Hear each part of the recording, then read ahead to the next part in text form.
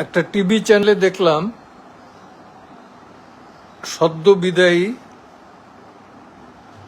প্রধান বিচারপতি গণপ্রজাতন্ত্রী বাংলাদেশের তিনি দেশত্যাগ করেছেন। সংবাদ নিয়ে দেখলাম যে এটা সম্পূর্ণ মিথ্যা। তিনি দেশেই আছেন এবং যদি একটু অসুবিধার ভেতর আছেন তার স্ত্রীর চোখ নিয়ে। এই প্রসঙ্গে আমি আরেকটা কথা বলি, সেটা হলো প্রধান বিচারপতির ব্যাংক অ্যাকাউন্ট আপনারা ফ্রিজ করেছেন, সাথে অ্যাটর্নি জেনারেলের ব্যাংক অ্যাকাউন্ট ফ্রিজ করেছেন। এই এক্সাম্পলগুলো তো আমার মনে হয় ঠিক হয় না। এই কারণে ঠিক হয়নি যে পরবর্তীতে কিন্তু এই ধারাবাহিকতা আরো তীব্রভাবে বৃদ্ধি পাবে। আপনারা এখন পর্যন্ত একটা এক্সাম্পলারি বড় বড় রুই কাতলা যারা অর্থ পাচার, চোরাচালানি, সিন্ডিকেট, তাদের কাউকেই ধরতে পারেননি। অথচ আপনারা বিচারপতি, বিচার বিভাগের রাষ্ট্রের সর্বোচ্চ পদে যিনি রাষ্ট্রের সর্বোচ্চ রাষ্ট্রীয় আইন কর্মকর্তা, তাদের বিরুদ্ধে লেগেছেন। লাগেন, আপত্তি নাই, কিন্তু হ্যারাসমেন্টের জন্য লাগাটা ঠিক না। এমনকি গ্রেপ্তারের পর আমরা যেটা দেখতে পাচ্ছি, আদালতে নেওয়ার পথে নেতৃস্থানীয় ব্যক্তিদের হ্যারাসমেন্ট করছেন। বাইরের লোক নাকি হ্যারাসমেন্ট করছেন। কেউ কেউ বলছেন যে এরা বাইরের। তো বাইরের হলে পরে পুলিশের হেফাজতে থাকা অবস্থায় বাইরের কেউ যদি এসে আঘাত করে, তাহলে তার জন্য দায়ী কে? হেফাজতে নির্যাতন এটা ঘোরতর অন্যায়, আইন আছে 13 সালের। তো তা সত্ত্বেও যদি আপনারা আইনের শাসন না মানতে চান, করার কিছু নাই। কিন্তু একটা কথা বলি যে এই দিনই দিন না, দিন আরো আছে। আমি কোনো দল করি না, কোনোদিন কারো কোনো অন্যায়ের কাছে মাথা নোয়াই নাই। তবে আমার সর্বশ্রেষ্ঠ অর্জন হলো আমি একজন সার্টিফিকেট বিহীন মুক্তিযোদ্ধা, সম্মুখ সমরের মুক্তিযোদ্ধা। তো আপনাদের কাছে আমার নিবেদন, গণহারে মামলাটা বন্ধ করেন, গণহারে হ্যারাসমেন্ট বন্ধ করেন। সুনির্দিষ্ট অপরাধ থাকলে পরে সেই সুনির্দিষ্ট অপরাধের জন্য মামলা দেন। কিন্তু সবাইকে খুন কেস, সবাইকে অস্ত্র মামলা, এইটা ঠিক না। এখন বলতে পারেন যে বিএনপি আওয়ামী লীগ আমলে বিএনপির বিরুদ্ধে করেছে। ওকে, সেটা যদি খারাপ হয় তাহলে আমি বলবো যে আওয়ামী লীগের আমলে কিছু লোক তো ব্যাংক লুট করেছে, আপনারা এসেও কি ব্যাংক লুট করবেন বাকিগুলো? সেই উদ্দেশ্য যদি থাকে, জনগণ কিন্তু এটা একটা না একটা সময় এটা ধরবে আপনাদের। হয়তো ইউনূস সাহেব চলে যেতে পারবেন, কিন্তু সবাই যে যেতে পারবেন তা না। হ্যাঁ, সংবাদপত্রের কতটুকু স্বাধীনতা আছে তা তো আমরা জানি। আজকেও আমি কয়েকটা টেলিভিশনে বলেছি যে আজকে থেকে সেনাবাহিনীর অস্ত্র উদ্ধার অভিযান শুরু হবে।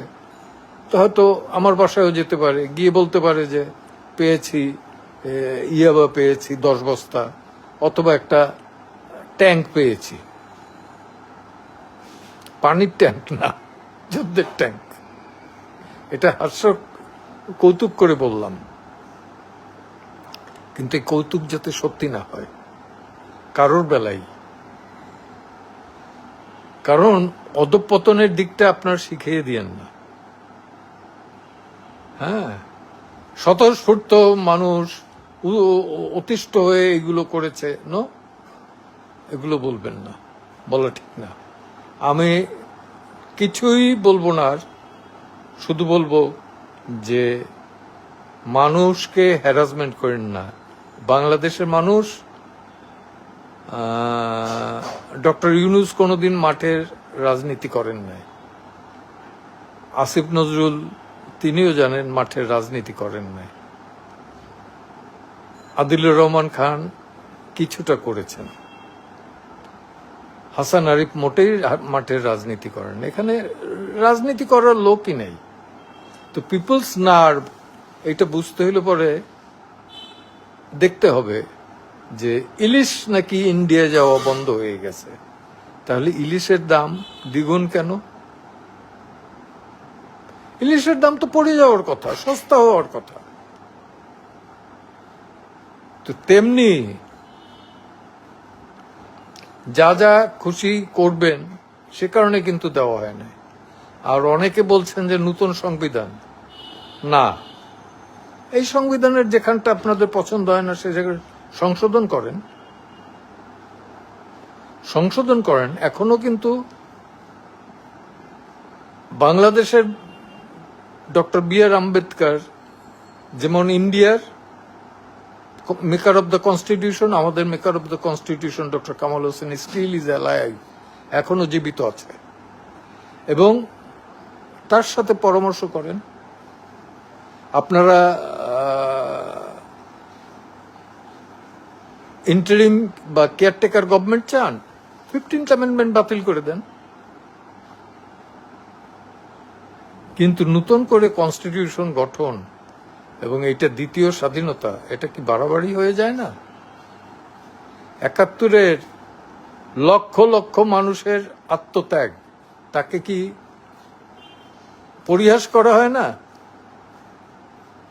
হ্যাঁ, এখনো এবারও জুলাই মাসে শতাধিক মানুষ নিহত হয়েছে, সহস্রাধিক মানুষ ইনজিওর্ড হয়েছে, কিন্তু সেটা 71-এর তুলনায় কিছু না।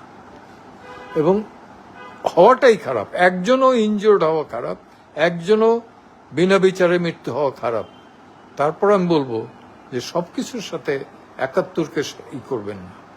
যেমন আজকে আয়নাঘর থেকে বের হওয়া সেই যুদ্ধ অপরাধী গোলাম আজমের সন্তান বের হয়েই বলেছে যে জাতীয় সঙ্গীত নাকি পরিবর্তন করতে হবে। এই অডাসিটি কোত্থেকে পায়? আজমি যেন মনে রাখে এখনো কিন্তু এদেশে মুক্তিযোদ্ধারা অ্যালাইভ আছে, জীবিত আছে, এখনো জীবিত আছে। এটা যেন মাথায় রাখে। এবং আপনারা এগুলো অ্যালাউ করছেন। কই, তার বিরুদ্ধে তো আপনারা রাষ্ট্রদ্রোহিতার মামলা দেন নাই। সেই কথা বলার জন্য এটা তো রাষ্ট্রদ্রোহিতা। আর যদি বাক স্বাধীনতা দিয়ে থাকেন তাহলে আপনাদের গালি বকা দেওয়ার তো স্বাধীনতা আমারও আছে। রাষ্ট্র নিয়ে এই হেলাফেলা করবেন না। বাংলাদেশ বাংলাদেশ, এটা আফগান না, এটা তালেবান হবে না। Take it as guarantee. ধন্যবাদ।